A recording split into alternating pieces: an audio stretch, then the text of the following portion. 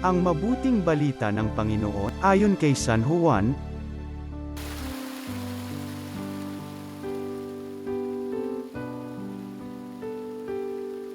Noong panahong yun, sinabi ni Jesus sa kanyang mga alagad, "Kapayapaan ang iniiwan ko sa inyo.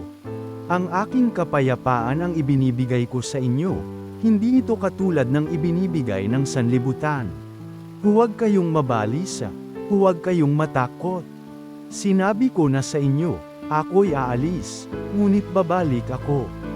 Kung iniibig ninyo ako, ikagagalak ninyo ang pagpunta ko sa Ama, sapagkat dakila ang Ama kaysa sa akin.